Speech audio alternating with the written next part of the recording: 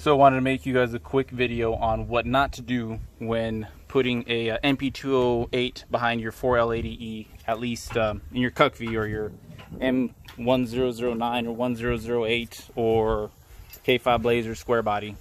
Basically when you're attaching the 4L80E to an MP208.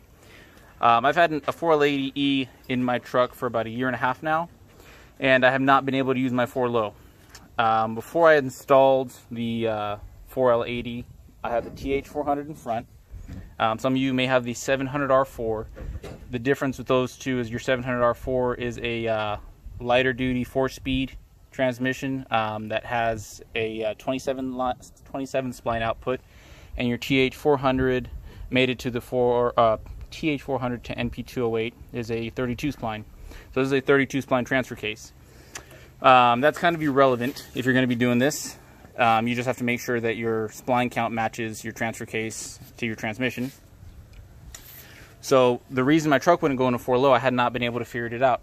I had the TH400, I installed the 4L80E, I mated the MP208 to it, and when you do that, the output shaft on the 4L80E, so the shaft that goes in here to power the rear wheels in your 4x4, is a little bit longer than the one on the TH400, but it just about mounts up. All you need is a little spacer. There's a company that makes a spacer. I don't know who their name is or their brand, but I want to say that spacer was like $100 and some bucks, and that seemed a lot to me for a spacer. I needed, I think, a 1/4 inch spacer because the output shaft is 1/8 inch too long.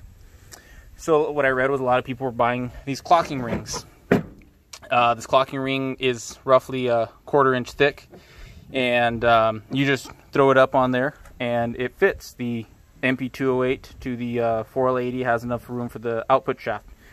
So I bolted it up, and I have no 4Low. I have 4 high, I have 2 high, I have no neutral, but I have no 4Low. Like, it didn't want to shift in there. So I figured when I did the swap, it took me about 1.5 years. The truck was sitting out here for about a month or so. So I figured maybe when I took out the MP208, I dropped it or something, or something was already loose or bad in it. So I went out and I bought a used NP208 that was supposedly working, and I had tried it before I got it. It wasn't in a truck, but I went through all the gears. I shifted through them, and it worked. Brought it home, put it in the truck, same problem. So I was like, dang it, maybe it's something with the 4L80E, but I wasn't going to pull out my trans yet. So I took it to a shop. I had them rebuild this transfer case, and inside there was one of the bearings looked like it was going bad. So the guy's like, yeah, we'll rebuild it. I could have probably done it myself, but I was so frustrated with it at the time. I was like, let's just have somebody who does this on a often basis do it, more often basis. So he had him rebuild it. I threw it in my truck, and the same problem. So I take it back to the guy, and I was pretty upset because I figured, I just paid money to get my transfer case rebuilt, and this guy's taking me for a ride or something. Maybe he didn't rebuild it. So he takes it back, he opens it up, and he inspects it for a while. Couldn't really figure it out. Took him about 3-4 days of checking out what was going on, because it was working, right? When it was not in the truck. So what it was is not necessarily this clocking ring that I got, this 1/4 inch clocking ring. I think I got it on eBay. It is American made, but it was the hardware that it came with. So these bolts are a little bit different size, and I didn't really pay much mind to it. Some of these were longer. Now I'll cut them down to the same size that they need to be. Some of these were a little bit longer, and it wasn't much, maybe 1/8 of an inch longer or so. So what was happening was when you mount this clocking ring to the transfer case, the bolts, go in right there. So there's a clutch in there that moves forward and backwards to get your 4Low engaged. So the bolts that were just a little bit too long were keeping the 4Low from engaging. And I had asked forums, a bunch of people, they're saying that it's really simple. If it's an issue, you got to rebuild it.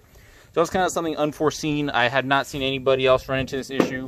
I know I have a video on some tips on putting on the 4L80E. So before you put on your 4L80E and made it to your MP208, if you buy this kit, please make sure that the bolts are the correct length.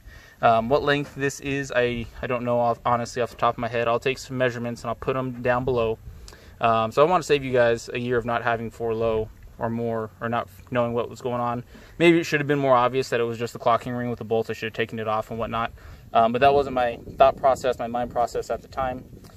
So now we figured out what it was. We cut the bolts shorter. We took out the clocking ring, just kind of cleaned it up a little bit, gonna clean it a little more.